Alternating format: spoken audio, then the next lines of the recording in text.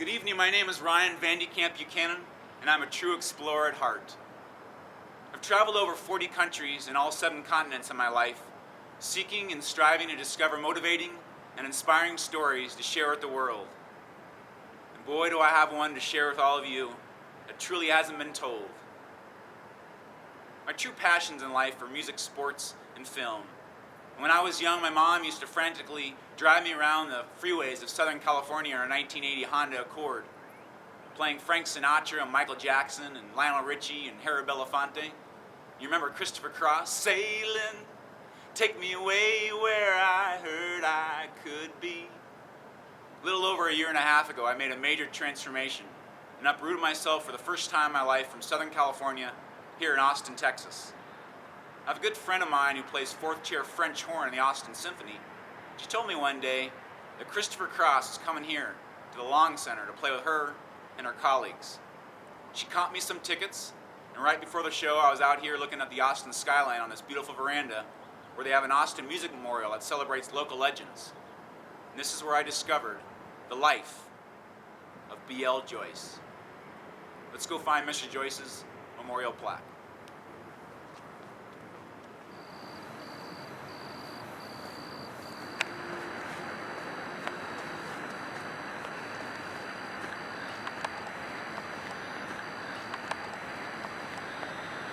Benjamin Leo Joyce. Joyce, the first band director at the Old Anderson High School, demanded high standards. Under his leadership from 1933 to 1955, Anderson won 7 state band championships. His emphasis on behaving with character, dignity, and pride made him a respected and beloved member of the African American community. Joyce was also a World War I veteran, and there is an annual parade in East Austin to recognize his lasting contributions. Thank you so much, Mr. Joyce. After the Christopher Cross concert, I realized I wanted to pursue the B.L. Joyce story and write a movie about him. So I went home and Googled him to discover a wide range of personal accomplishments and everlasting musical impact. Mr. Joyce became a master tailor from the infamous Tuskegee Institute. He played tuba during World War I in our Army band.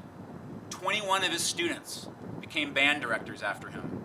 And others left Austin and become world-renowned professional musicians, such as trumpeteers Martin Banks and Kenny Durham, played alongside jazz legends such as Duke Ellington, Count Basie, Thelonious Monk, and Dizzy Gillespie. Then there was another Mr. Joyce trumpeter named Gil Askey, who was one of the architects of Motown sound. Mr. Askey arranged and composed music for Diana Ross and the Supremes, Michael Jackson and Smokey Robinson. Berry Gordy, the founder of Motown, refers to Gil Askey as the glue that kept everything together. But my next stop was the annual B.L. Joyce Parade, where I met the Grand Marshals, Walter Shaw and Melvin Scott. Walter, the co-narrator and author of this movie, played 1st chair alto saxophone for Mr. Joyce and won 3 state championships under his direction. Melvin Scott's childhood hero was Mr. Joyce and grew up a block away from him, and his father, Tobe Scott, maintained Austin musicians' instruments for over 47 years at the J.R. Music Store on Congress Avenue. Both Walter and Melvin have been major contributors to the progress of the script by providing old stories and photos of Mr. Joyce and his bands. They even introduced me to the on-camera narrator and snare drummer, Pastor Billy Joe Walker, and Dr. Beulah Agnes Jones, who sang in the Old Anderson Choir, got her doctorate in music, and sings and plays the piano beautifully. But I would not thoroughly follow through with the completion of this project without the Joyce family blessing. And after thorough and extensive research online, I was able to locate Mr. Joyce's granddaughters in California. Both Debbie and Barbara Joyce have welcomed me with open arms by providing me old stories about Grandpa. But now it's time to forward march out of here and share with all of you the legacy of Benjamin Leo Joyce.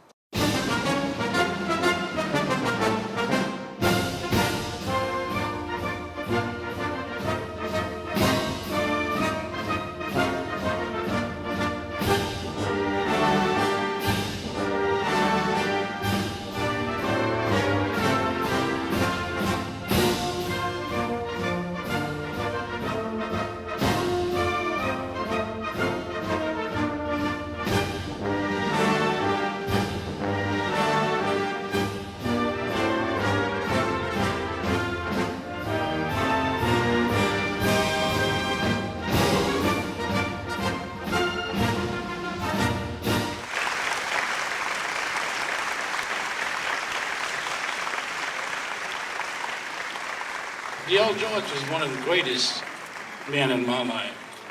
As a matter of fact, everything he did, I emulated that. He had first division bands. When I went out to teach, I had first division bands. He would get us up at 6 o'clock in the morning, waking the neighborhood up, practicing, marching. I did the same thing. The old bands got first division marching. My band got first division marching. On concert season, we had our regular morning session, but we also had our evening session. There was one thing about D.L. Joyce. He was a good disciplinarian. And you hated to hear him say, "Shaw, get up and get out, and don't come back." I would get up and get out. But I would come back the next day, and he wouldn't let me in. I'd come back the next day. He still wouldn't let me in. I guess about a week, he said, "Shaw, get your horn and sit down." That was D.L. Joyce. Very good man. Now, he was a tailor by trade, and a very good one. And he was a very good musician. People over the state couldn't understand how this band from Austin could go to the contest and win first division year after year. They said, well, that band director is teaching them by ear. They don't know how to read music. Well, I played with some of the best. Count Basie, Father Hines. And I had to read music. And the only way I could do that is to remember what D.L. Joyce taught us. You had to read music in his band to play the type of music that he put in front of you. He is my idol. I love him and I miss him. Thank you.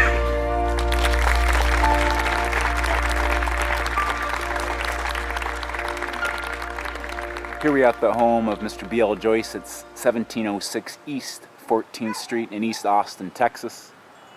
This is the location of where he wrote the infamous and famous letter, The Exceptional Man, to the superintendent of the Austin School District, which began the legacy of the old Anderson Yellow Jacket Band. This one is for you, Mr. Joyce. You remember it? Stardust by Hoagy Carmichael.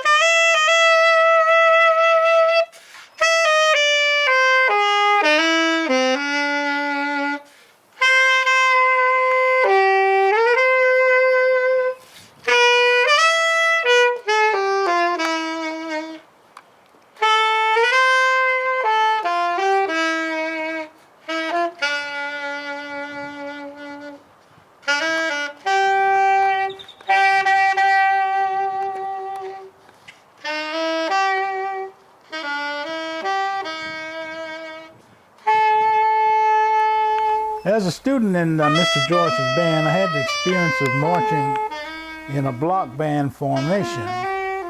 We did a lot of left obliques, right obliques, column rights, column left, counter marches. And it was unique because it was precision.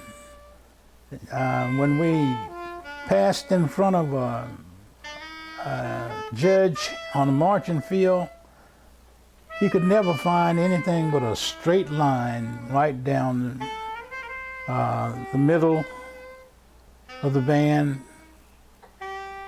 And I didn't understand that until I went in the Air Force and became a member of the 746th Air Force Band in Kansas City, Missouri. That's where I saw that where Mr. Joyce got his training from, and it was in the military. And this is one of the reasons he was such a disciplinarian, because marching like that required discipline, self-discipline.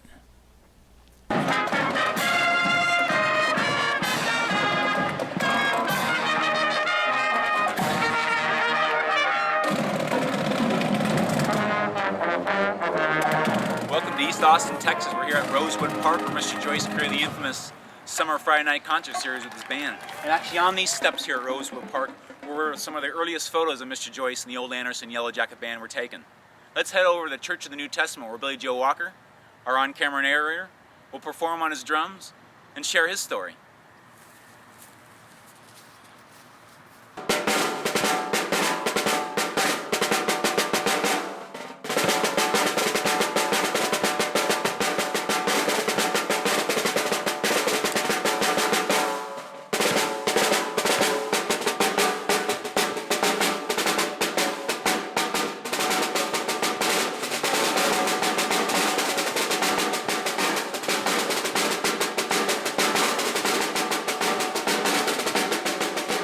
I met Mr. B.L. Joyce in 1950. I joined the band and I played snare drum in his high school marching band. Later migrated to a full set of drums. And Mr. Joyce was really influenced on me as well as a lot of the other students. He was very much of a disciplinarian, and he taught us some good walk up straight, march correctly, breathing correctly, some of the things about personal life as far as being young men and how to conduct ourselves as far as the opposite sex was concerned. And I could say nothing but positive things about the gentleman. And like I said, he not only influenced me, but he influenced hundreds of others that was seeking a way to life and asking direct questions. And he was very ingrained in learning music. If you didn't know music, he said, you develop by practicing quite a bit, and so it inclined me, instead of fooling around, we had to go home and practice when we got out of school, which was very good, because it kept us out of trouble, basically. And so many things good that happened. Of course, we went to quite a few band contests in Prairie View, Texas, which we won most of, for the most part. And the finishing band that I was in was the 1953 band that eventually went to Indianapolis, Indiana, which was quite an event for a young person at the age of 16, turning 17, and going out of town on a train and being with other bands. And we were not so much the competitive, but we knew what we were doing, because, like I said, there were a lot of bands that really feared us because of the mentality that we had as far as being winners. And that much I attribute to Mr. Joyce. Like I said, he dressed well, he walked well, and as a writer would say, he dressed every day. You never saw him slouching, that sort of thing. So what can we say more? But we miss him, of course. But the legacy he left us is a history maker. So any participation we have during the life of Mr. Joyce, it was our pleasure. And I speak to other members that were members of the band at the time, and we all agree that it was a learning lesson, which we all needed at that generational time. And having known his background, which we learned later, it was very influential to relate to our children as we grew up, because today it's, you know, I'm pretty sure there are some good high school bands, but that period was, it was exceptional.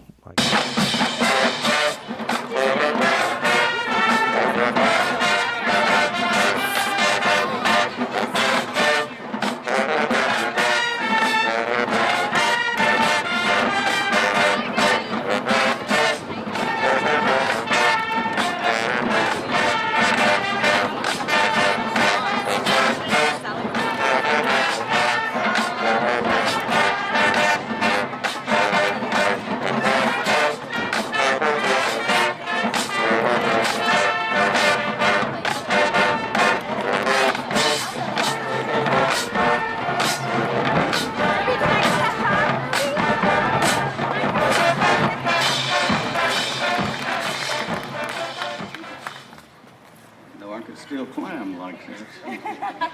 Okay, I'm Melvin Scott, and I was part of the transition. I had Mr. Joyce 2 summers in summer band, and then Mr. Patterson took over in 1955. I had excellent teachers. When I was the second black band director to finish University of Texas with a bachelor's. I taught for 40 years, and of course, I'm the one who nominated Mr. B.L. Joyce for the Texas Hall of Fame, Bandmasters Hall of Fame. I've had some great successes, and I've had some downtimes too. But anyway, you learn to live and learn to do better. Mr. Joyce lived 1 block from my house where I grew up. I'll tell you a couple of stories. Of course, he was my idol when I was growing up. So I went up in front of his house and I was practicing marching. And he came right out the door and he said, "Little Tove, go home." So I went crying back to the house. My first day at summer band, we were playing some music that was too hard for us. And so I asked the person next to me, I said, "Where are we?" And he stopped the whole band and he said, "Little Tove, go home, you never come back." So I cried all the way back to 19th Street. You don't know where 19th Street is, do you? It's MLK now. So anyway, that shows you how old I am. But anyway, we've had some great experiences, and being around Mr. Joyce helped me all through my career. And he was my idol, and Mr. Patterson took me in and let me do my student teaching and play in his dance band and that kind of thing. So he was my mentor, and I had them both. But Mr. Joyce is the one that started the Prairie View League for black bands. I don't know if you know it, but people who look like me, we all went to the same high school in this city. And so, the bands, the Prairie View League, started with 3 bands. It started with Anderson High School. Mr. Joyce was the director, and 2 other schools, and Anderson won that year. And Mr. Joyce won all but about 1 contest. It was not everybody made a 1. It was 1 band made a 1. That's how good he was. And so he was a great leader, a disciplinarian. Oh, God. Anyway, and when we roll up at contests, the other bands would get mad at us just because we showed up, you know. But we were going to beat them anyway. So, and that never happened after Mr. Joyce left. So anyway, that's my story. I'm going to stick with it. Thank you. It's now time to head out west to California to receive the Joyce family blessing for this film, where we'll meet Mr. Joyce's granddaughters, Debbie Joyce, who will be singing for us in Los Angeles. And then we'll head up north to Seaside, California, where Mr. Joyce spent his retiring years and talked to Barbara Joyce in his old house, who will share some stories how it was like to have Mr. Joyce as a grandfather. Come on, Midas. Come on, Midas, we're almost there. See you out in California, everyone. Black hole, you're so beautiful, but I can't breathe this air. Black hole, I thought I'd escaped, but you're always there. And I'll never be rid of you, and I'll never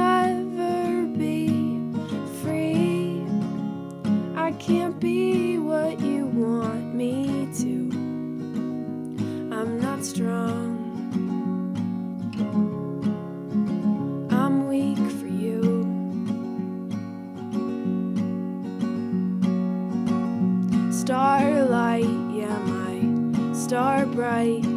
I wish on a star for you.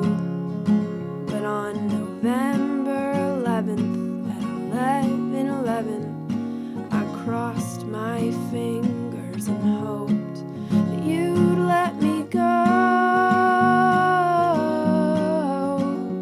Let me go. Let me go. Hi, my name is Debbie Joyce. I'm the granddaughter of Professor B.L. Joyce. I'm the daughter of Albert Joyce. They used to call him Skeets. That was his nickname.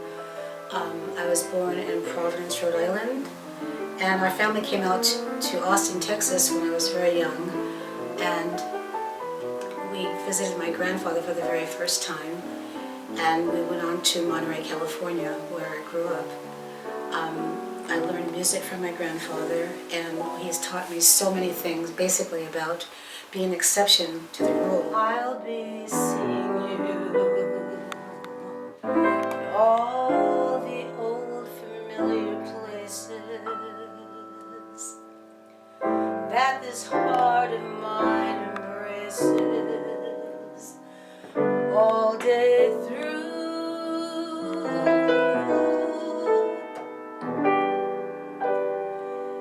In that small cafe, park across the way, the children's carousel, the chestnut trees, the wishing well. During that period of time, my grandfather was always very adamant about us, how we ate, what we did, how we approached people, just our general attitude, because he always felt that, you know, attitude determines your altitude in life, which is very important.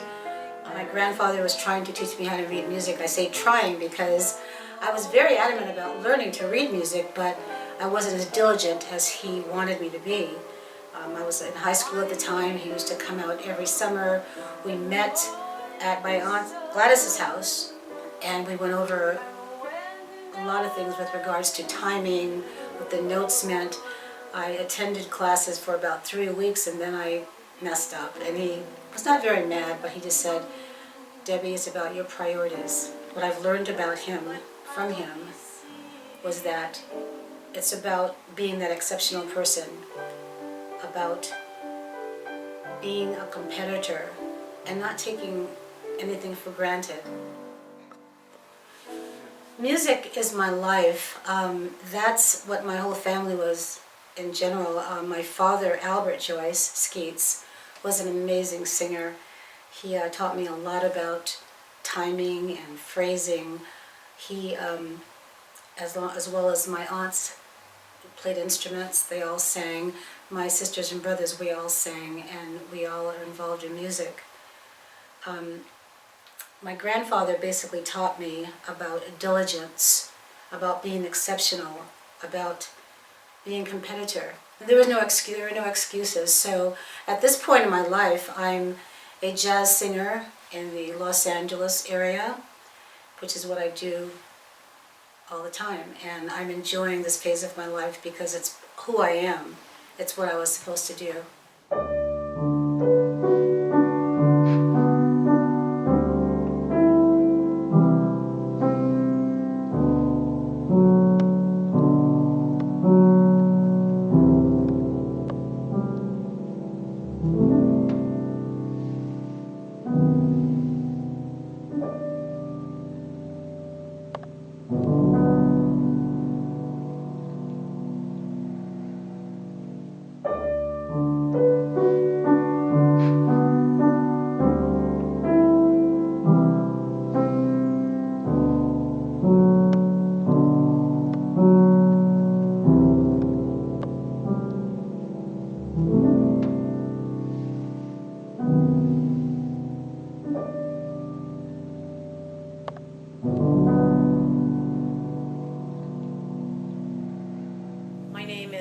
Joyce, and I am the granddaughter of B.L. Joyce.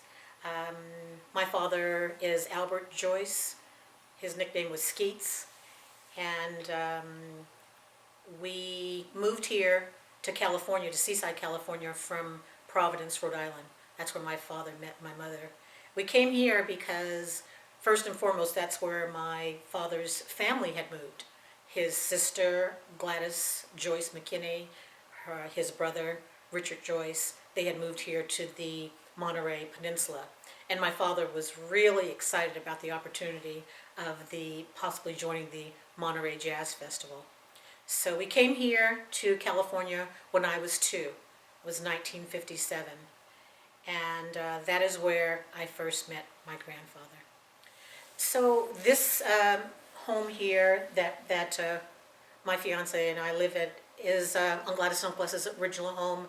And this is where Grandpa came every summer to be with our family from Austin. When he would arrive, it would be such a special, special time. Monterey Airport is a very small airport, but he would arrive and the entire family, all of the Joyces would come out to greet him.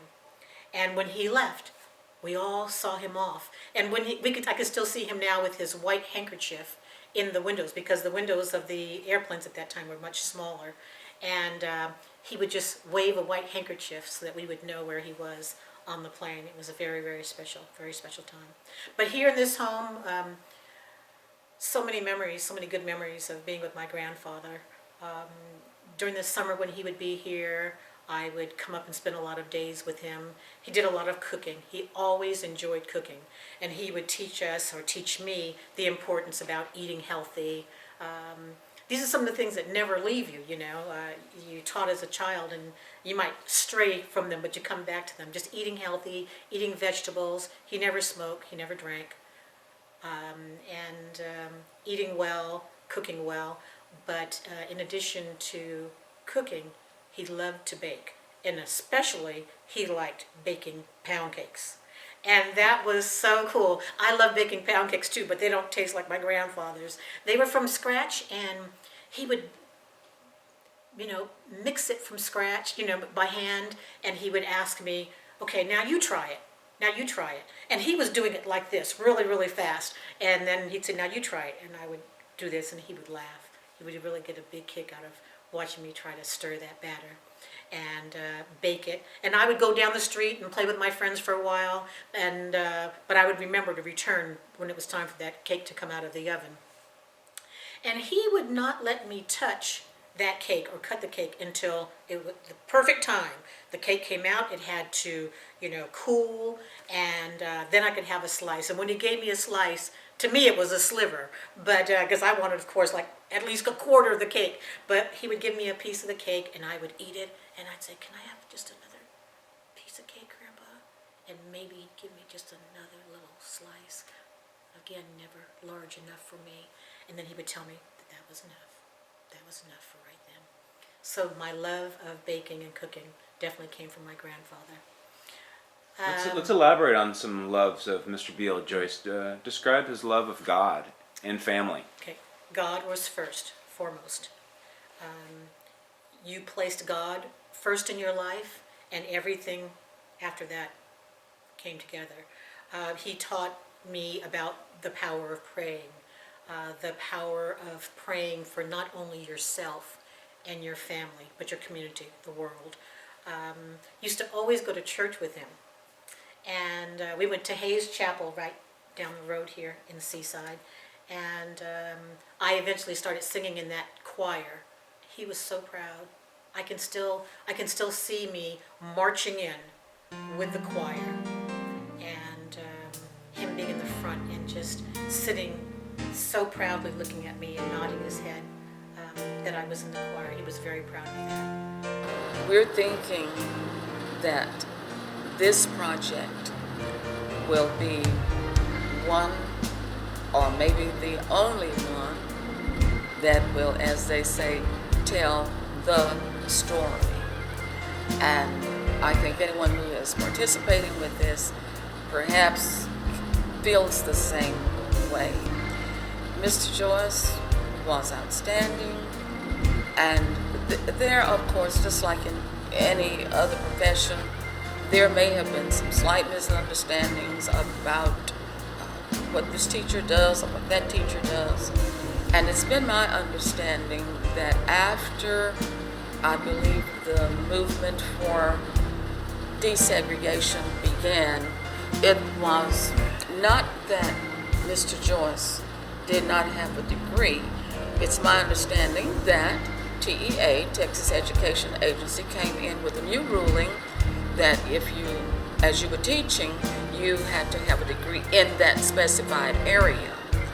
And we all knew that Mr. Joyce had a degree. He probably could have had 4 or 5 degrees, but he was a trained musician and he gave so much to the community, and some persons didn't quite get that particular piece of information, that he was a trained and a professional musician who had a degree in another discipline.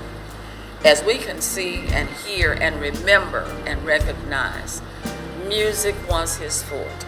Music was his life. And the fact that this is being done now by Mr. Buchanan, I can only imagine the amount of gratitude, the amount of excitement that this will happen. Not meaning that Mr. Joyce has been the one and the only fine, outstanding musician in Austin music, but certainly if we were going to talk about legends and icons, leaders, persons who were just totally committed and showed it in nearly every way imaginable that you could think of, then there's no way the list could be formed without including the name of Mr. B.L. Joyce. Folks, let me tell you, that couldn't be a better project, and a man could not be more honored, as even though he's deceased, his legacy will, in fact, probably impact some other people that watch the movie once it's made, and we're looking forward to the completion as well as the intro. Right now, we're on the staging process trying to get this together, but I feel that, well, I know I've been blessed through the whole episode. Like I said, having been reared as I did along that high school band experience, and then stepping out into public life. And like I said, it carries on, and I just hope that this film project will have an impact on others as well as it did on me. I think that once it's done, it'll be more appreciated. I'm looking forward to it being a historical event. A lot of reasons, not only because the man was uneducated, if I can use that terminology, but he overcame some obstacles in life, and that's sort of hard to do today. Seems like the more negative you are, then the more credence you get, but he started as an upright person and retained that, and so the influence he had on many other quite successful young black people, it helped a lot of us, not only in the music department, but just daily living. And that's what I enjoy this project about, and I hope it fares well, because we need this back in our history. We celebrate black history, but this is real black history. This would be a very important project. It would show young African American kids what they can accomplish with hard work. It would show them that anything is attainable if you get after it and try to do it. When Ryan contacted me a couple of months ago with regard to the story he was doing on my grandfather, I can't tell you how touched I was. This is a story that I've been thinking about for years that should have been done, and I guess everything is in its perfect time. My family is very touched that you are doing this, Ryan, and if there's anything at all that we can assist you with, anything, you have our blessings. I thank you again. Recently, one of my sisters contacted me and said, Barbara, there is a guy out of Austin that wants to do a story, a movie about Grandpa. And I thought, wow, that's pretty cool. I was very excited, and when I spoke to Ryan and he told me what he wanted to do, I was just overjoyed. But probably more important was once I realized the work that he had already done and the research that he had done and the information that he had gathered, some of which I didn't know myself, which is unusual because I'm the historian in the family. And so I learned of certain things through Ryan and sharing my story, and all of a sudden everything became so vibrant about the importance of sharing the story. Of course, from a personal standpoint, I've always wanted to share this story, but it was a much smaller audience. It was my children and my grandchildren. They needed to know from where they came. They needed to know the importance of their great-grandfather, their great-great-grandfather, and what he did, and that he studied with Booker T. Washington, and all these things were just so outstanding. So as this has moved on and more of this is being relived about my grandfather's legacy, the more exciting and more excited I have become. So I am behind this project 100%. And, you know, I think the timing of it is excellent. With a lot of the stories coming out now about individuals and what they've contributed as individuals, I think the timing to share the story of B.L. Joyce, the exceptional man. I met Ryan at one of the B.L. Joyce memorial parades, and he shared with me his intentions to make a movie out of the life of B.L. Joyce. And immediately, that had a big impact on me because I couldn't think of anybody else who would be more deserving than B.L. Joyce to share his life story with America in a movie. So Ryan and I got together and we started sharing my experiences that I had with Mr. Joyce, and it became a regular thing, and each session was very, very interesting and inspiring to me. And I do hope that his story will be shared with everyone who would like to meet a man who impacted his community the way B.L. Joyce did. Benjamin Leo Joyce, born November 8th, 1886 in Plaquemine, Louisiana, to a musically fine-tuned family. Became a master tailor at Tuskegee Institute. His tailoring brought him here to East Austin. At Samuel Houston College, where his legacy began. His Army buddy, Willie B. Campbell, was the local black high school principal. And after playing tuba in World War I in the Army band, Mr. Campbell brought him to Old Anderson High School, where for 22 years B.L. Joyce, or Mr. Joyce, taught young men and women of African descent the dedication and devotion of being exceptional people in society. He taught them diet, how to dress, how to act, how to be part of an unforgettable type of music and band. 8 state championships. His legacy has lived on and will live on forever. 21 band directors have come after B.L. Joyce. And as far as Motown and Juilliard, his influence and inspiration has been such a delightful way to celebrate music and to celebrate man. My journey continues with this legacy. It ended here at the funeral of Mr. Joyce, but Forward March in this film begins here, and I hope with all my heart and my dedicated soul that we bring this story to light and we share the legacy of Mr. B.L. Joyce to the world. This was the song that was played here at Wesley United Methodist Church, January 31st, 1980, for the funeral of Mr. Benjamin Lee Joyce. Spirit of God is spent upon my heart.